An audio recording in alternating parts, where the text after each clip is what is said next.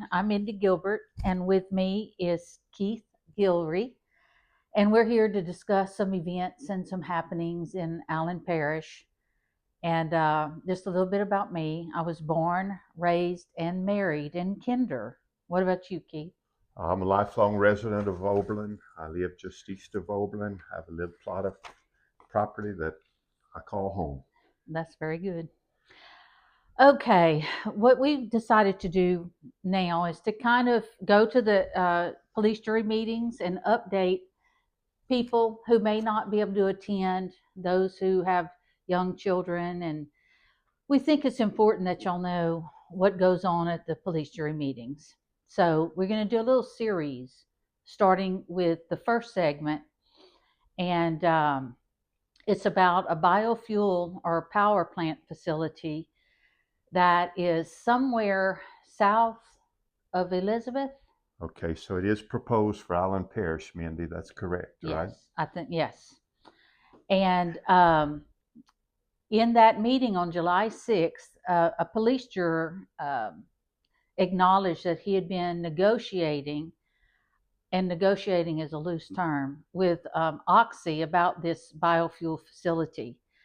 And one of the questions we have is, why would a single police juror be negotiating with a corporation like that without the knowledge of anyone else on the police jury? That's a good question. And also, the other comment I have, or the other question I have about that was uh, that police juror said that this meeting happened a year ago, and we're just now finding out about it. So that stirs up some questions also. Right. So, and on Facebook, there was a list of items that was discussed in these negotiations. And I looked at them, and the first item that was mentioned, it refers to a CBA, which I've looked up, and it's a community benefits agreement. And the definition of a CBA is a legally binding contract between a project developer and a group of community representatives. So this isn't really a CBA because there was only one person from the Right. police jury, and the other police jurors didn't know about it. So this isn't technically a CBA. So, and then he has one of the things that they discussed was emergency plans and training. He had a lump of money that they said they would allocate for that. But the last statement is that it would be dependent on our legislatures. Now, who trusts our safety with our elected officials? Well, a good question, Mindy. And another question I have is these emergency plans and training. I have yet to see a definitive, tangible plan with a lot of specifics. Everything is spoken about in generalities, and we'll get this from them or we'll get this from them, and we don't have any concrete details about it. So that's concerning. Correct. Everything is for tomorrow whenever they're talking about these plans. We'll Right. get to that tomorrow. Right. And also in this post in Facebook, the line item says that the land has already been secured. So there's no issue with, I guess, eminent domain. However, um, I question how it was acquired because I recently found out about a transaction referred to as a pocket lease. A pocket lease. I've never heard of a pocket lease. Can you go into a little detail about that? I can. And it is a legally binding lease between two parties. And the agreement is that it is not recorded in the clerk of court's office. Oh, wow. That's yeah, your average person doesn't do this, and we're probably not able to do that. But it is a wonderful way to keep confidential your transactions. Say, if you had a piece of property that was worth $100 for me to lease a year, but I wanted to lease it for 1,000 or 2,000, well above the retail value of it. All we have to do is a pocket lease, and we don't have to disclose any other information, like why would I want to pay that much over the retail price I for got your you. land? It brings up more questions than it answers, doesn't it? Correct. So they can hide this information. So it's a wonderful way to hide illicit transactions. And also, side note, I found this out with some other research. If a large company purchases a tract of land, they can record the transaction as $10 in the clerk of court's office or the tax assessor's office, and then the tax assessor values the land for property tax. So again, we are unable to know how much the land is really worth around our properties if there's a corporation like that. And that $10 transaction is not used in comps for real estate valuation. So I think, again, that's a problem. Interesting, interesting. And we keep hearing at these meetings, Mandy, over and over, transparency, transparency. And at every turn, we found out these details that are anything but transparent. So it makes you wonder, and to all of you out there, if you've got a question about what's really going on, that's a legitimate question because we're asking the same thing. Correct. Seems like our legislators have come up with some laws that help protect questionable transactions. No doubt. Again, No doubt. why do you not trust our elected Yeah. officials? So, and if our elected officials will not protect our property and subsurface rights, because now we're going back to the pore space and the acquisition of property.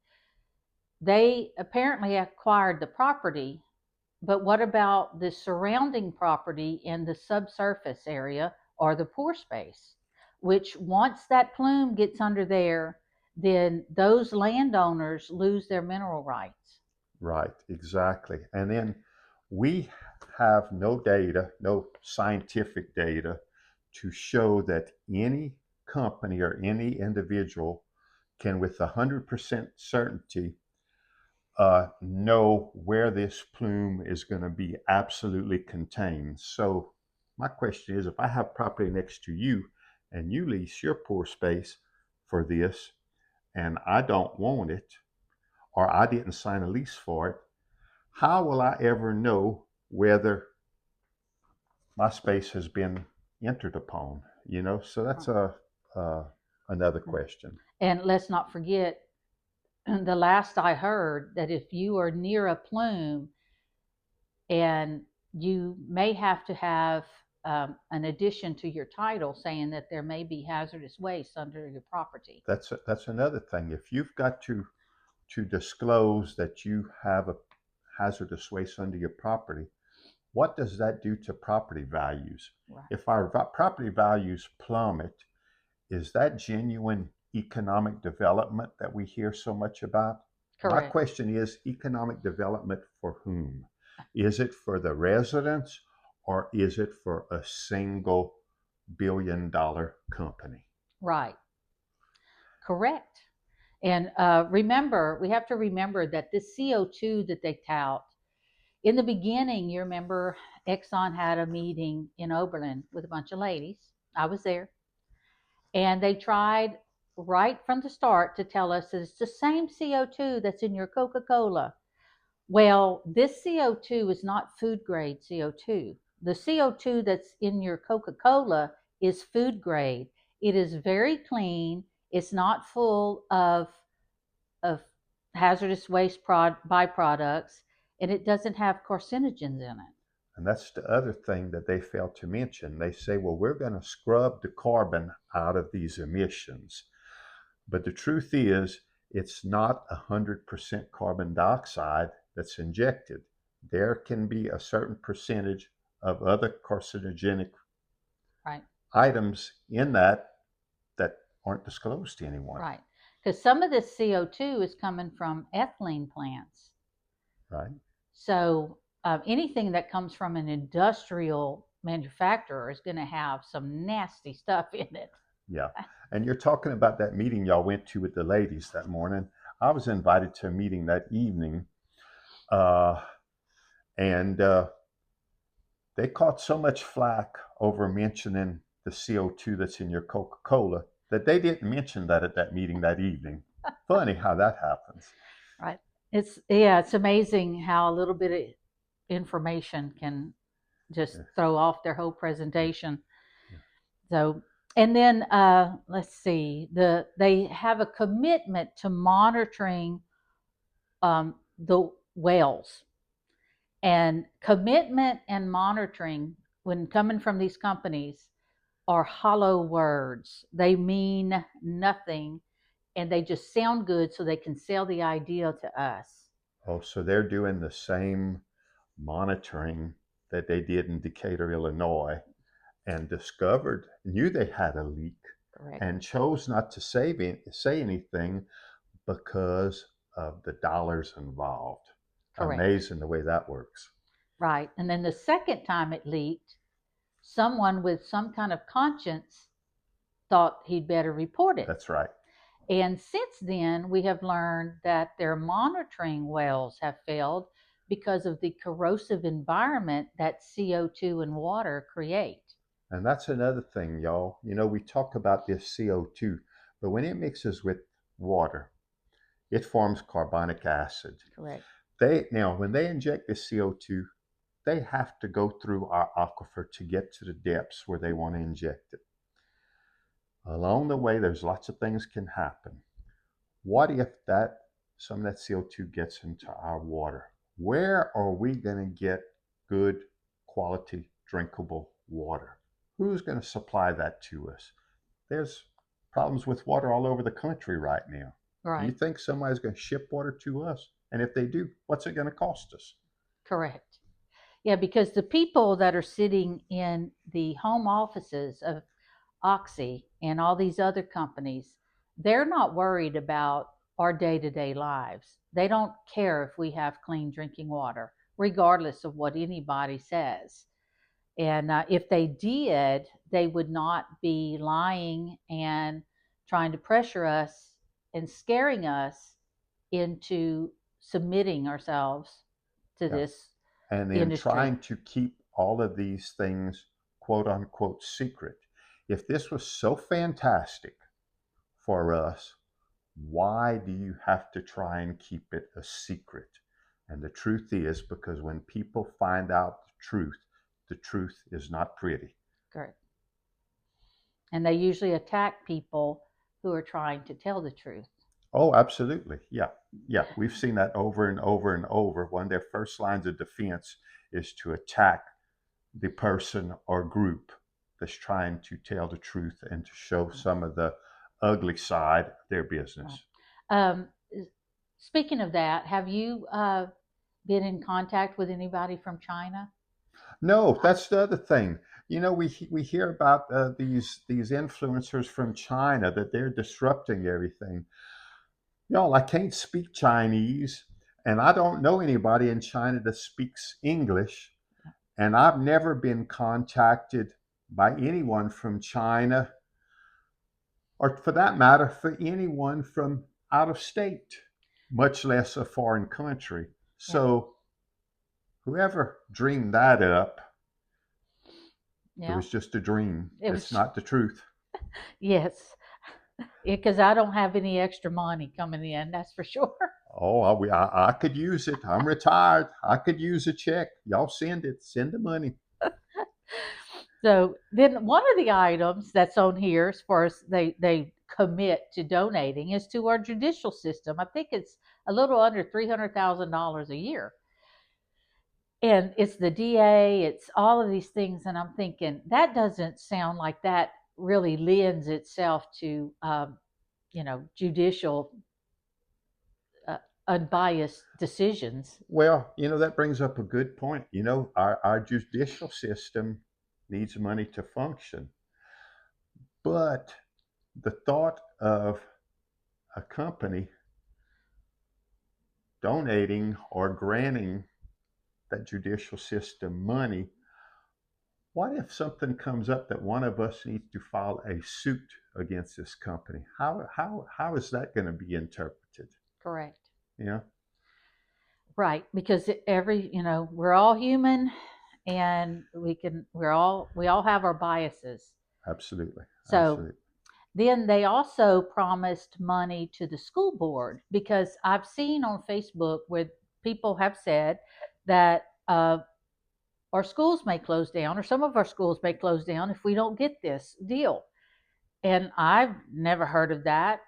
Have you? The only thing I have heard, and I heard this from the superintendent himself, he did a Facebook post, and the only time a discussion of school closures would come up is if the student population decreases to a certain point. Mhm. Has nothing to do with CCS money at all. The determining factor if they're going to close a school is if the student enrollment drops. And right now, that isn't in any discussions. So that's just another case of trying to scare us into submission. Exactly, exactly, exactly. Okay. So in this, which I find hysterical, is Oxy commits to engage with the community and answer our questions. They negotiated in secret, so how honest are they going to be in any, if they even give any answer to a question? Well, they negotiated in secret, is Right. one thing. And where have the community meetings been? Correct. Where is the concrete information? If this thing is going to generate tens of millions of dollars, how many tens of millions is it going to generate? Right. How much are we going to get? No one can answer that. They don't want to have these meetings because they don't have concrete, indisputable facts to Right. bring to the table. But they call us stakeholders, and we want to be engaged with stakeholders. They're not too engaged with this stakeholder. Nope, I do not want Oxy um, to consider me as a stakeholder. I, I I want can them to leave understand. me alone. I can understand. I like my clean drinking water. Yep. I like my property rights. Right. And the little bit of property I have is mine. I want to enjoy it and use it the way I Right. see fit. And I don't want a large international company coming in and running what I have worked my whole life for. Right. So, we talked about the Class 6 wells in Illinois and their aquifer, Mahomet. Midland Daniels. They don't care about the drinking water for the people in Illinois, and Oxy would not care about ours. I don't think Oxy would care about ours. I don't think ExxonMobil would care about ours or anyone else. No. And then finally, this is really hilarious, is Oxy wants to contribute money to expand economic development while they're decimating the farming and timber industries. They're ruining our natural resources. So is that, Mandy? Is that running our natural resources? Is that economic development? And I've heard over and over the term economic development. Oh, it's for economic development. Economic development for whom is my question. It's economic development for these multi-billion-dollar corporations at our expense. right. And anybody that's taken a single course in economics, or even just went to a lecture, the first thing you learn is that a robust economy is based on the production of goods and services. We need washers and dryers, we need vehicles. Somebody produces them, we buy them, they serve our purpose. The people who are producing them make money, they get to go buy other goods and services. I have somebody come mow my grass. That's a service. Right. That enhances my life because I don't have to mow grass. Right. And my lawn looks good, so my property value stays up. So Absolutely. that is a robust economy. This CCS is a parasite to an economy. And whenever the subsidies run out, which will be in less than 10 years, then all of this destruction is going to be left behind. Our water will be contaminated. They're going to pull out. They're never going to furnish, they're never going to offer any substantial jobs. And, people talk about a job, oh, they're going to have, $100,000 jobs. Well, the people who are employed right now that qualify for those jobs are employed right now. That's right. You That's right. can't just get someone off the street to do a lot of that. There has to be training, there has to be skills. So it's all pie in the sky, and they're just selling, they're snake oil salesmen. That's what they are. But they're selling us our own destruction. Yeah. In hopes of And economic development right. is equal to them injecting a hazardous waste below our property. Which should be a crime. In any other day and age, that would be a crime. You're correct, but think about it. Why are they doing this? Because our own government is using our taxpayer money right. to subsidize them. Right. If we were not, and see, the Department of Energy also gives grants in addition to the 45Q tax credits. Absolutely. So when those run out, they can't be in business. So is it really economic development if they're reliant on our tax money to give them their profits? I don't think so. A good business model does not rely on tax credits Correct. to survive. Correct. Plain and simple. Right. Yeah. So anyway, I hope that you find this part informational and helpful, and you can make comments, because we need feedback so that we can gear this towards you, because we want to inform you. So right. And that's the whole purpose of this, we'd like the feedback. It's to inform you.